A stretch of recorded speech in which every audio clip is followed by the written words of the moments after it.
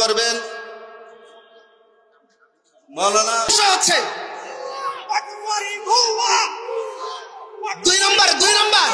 দুই নম্বর বিষয় হচ্ছে নাসিরউদ্দিন পাটোয়ারিকে স্পষ্ট ভাষা বলে দিতে চাই, সরাসরি বাবুনগরী রহমতুল্লাহি আলার বিপক্ষে যে কথা বলেছ, কটূক্তিমূলক কথা বলেছ, বেয়াদবিমূলক কথা বলেছ, তার জন্য তোমাকে মাফ চাইতে হবে। অন্যথায় হেফাজতে ইসলাম আছে, এদেশের তৌহিদি জনতা আছে, আল্লামা জুনায়েদ বাবুনগরীর ভক্ত মুরিদ ছাত্র অনুসারী যারা আছে, তারা তোমাকে কিভাবে দাঁত ভাঙ্গা জবাব দিতে হয় এই বিষয়গুলো তাদের জানা আছে। এজন্য আমরা এখনই আনুষ্ঠানিকভাবে পবিত্র কালামুল্লাহ শরীফের তেলাওয়াতের মাধ্যমে শুরু করতে যাচ্ছি। তেলাওয়াত করবেন মাওলানা তানভীর। এই বক্তব্যে ভুল বলেছেন এবং মিথ্যা বলেছেন। আমি আপনাদের সামনে 3টা পয়েন্ট তুলে ধরি।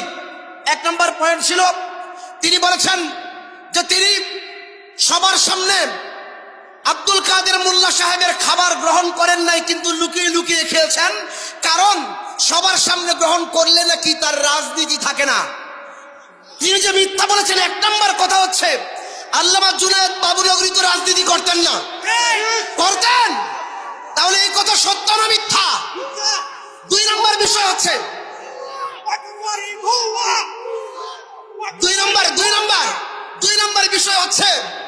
2 নম্বর বিষয় হচ্ছে আমরা সবাই জানি যে আব্দুল কাদের মোল্লা মরহুম সাহেবকে গত ফ্যাসিস্ট সরকারের আমলে তাকে যুদ্ধাপরাধী হিসেবে তাকে শাস্তি দিয়ে জেলখানায় রাখা হয়েছিল।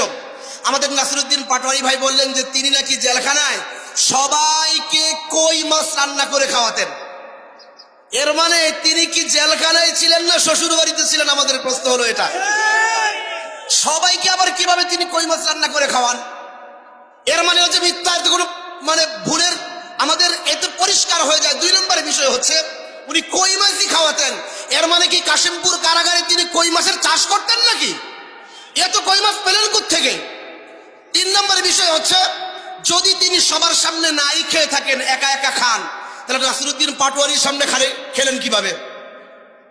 এবং এই যে খেলেন, সেই সংবাদটা তো আব্দুল কাদের মোল্লা সাহেবের কাছে যাবে, তাহলে লুকানো হলো কোথায়?